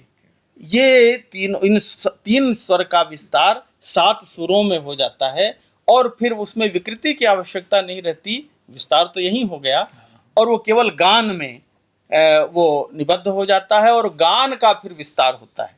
सामवेद में विकृति पाठ नहीं होता, गान के एक मंत्र के कई प्रकार के गान उसमें हैं और ये सब सामवेद के गानों की विशेषता है और उन स्वरों के साथ।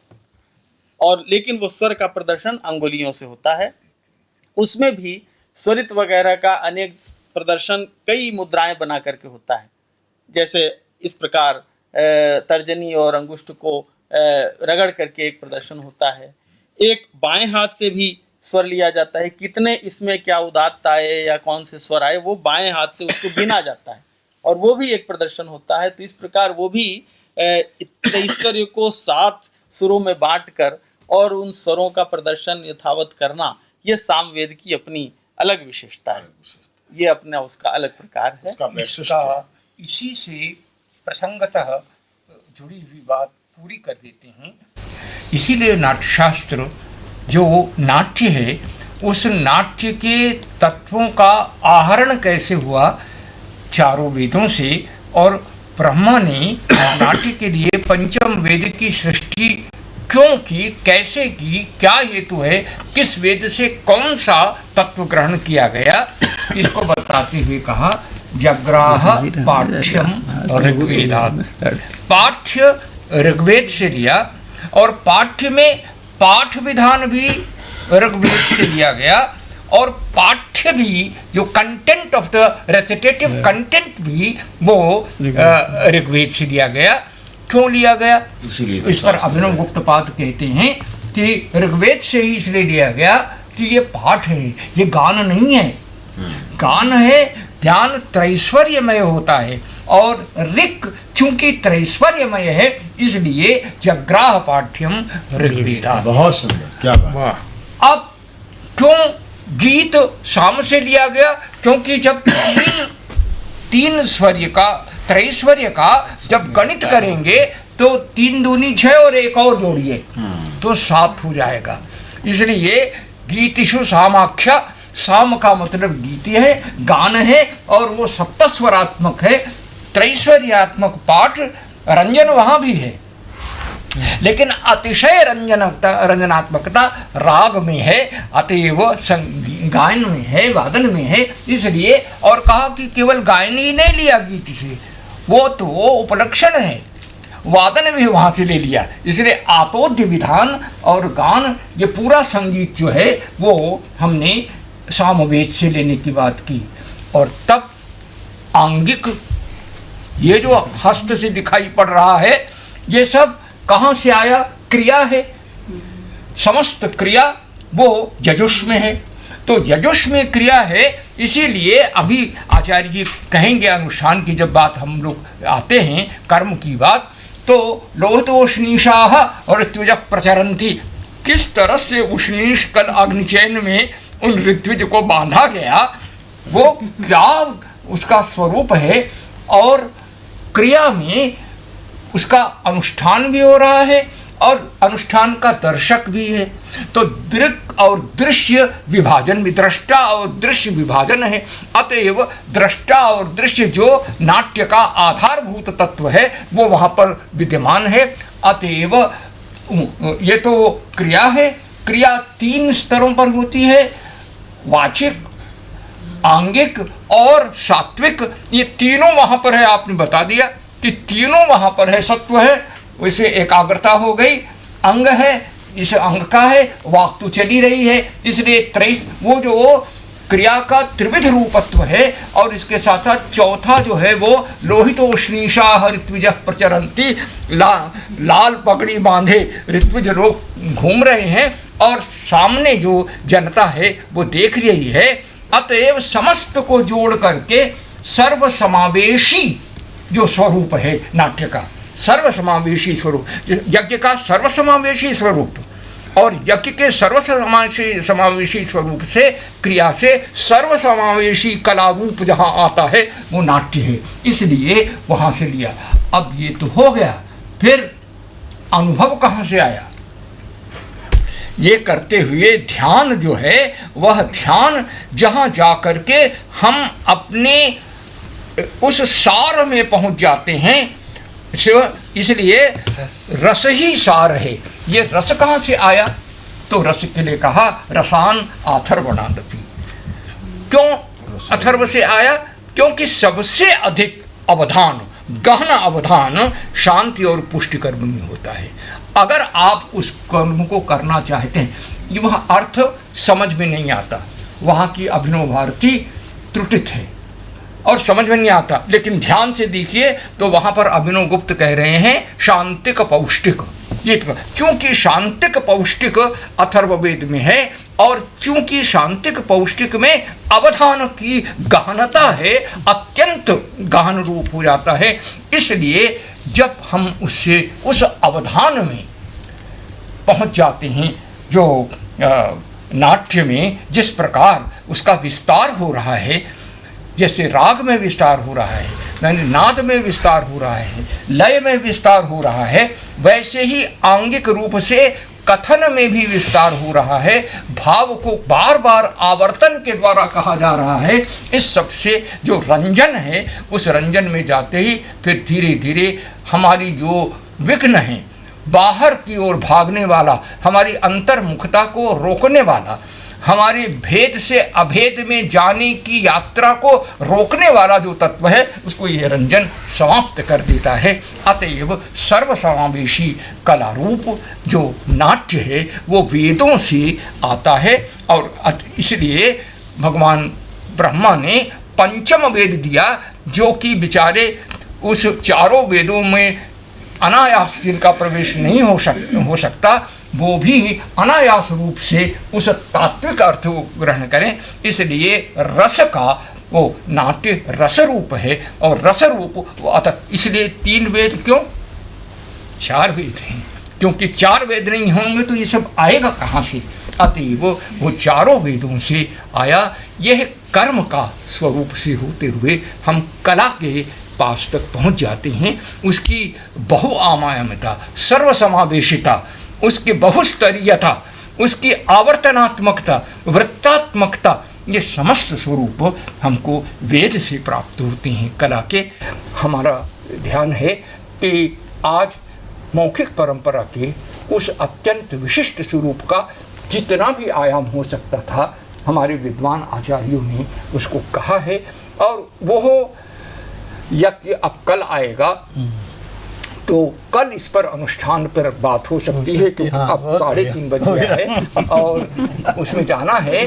तो उस कर्म के स्वरूप पर कल वो मौलिक बात उठेगी कि कर्म का स्वरूप क्या कृत्रिम है, क्या कर्म आरोपित है, क्या हम कर्म को कहीं किसी ने हमारे ऊपर लाद दिया है, या वह संपूर्णता का अनुभव करने के लिए संपूर्णता की संरचना से उद्भूत कोई चीज है।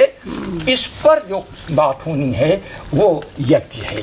उस यज्ञ की समष्ट्यात्मकता, समष्टि अनुभव मूलता, व्यष्टि से समष्टि तक की पूरी यात्रा को संजोना और उसमें सर्वाधिकार, सबका अधिकार, यह जो सबके अधिकार की बात है, ये नाट्य से कैसे होती है उसका वो सार है।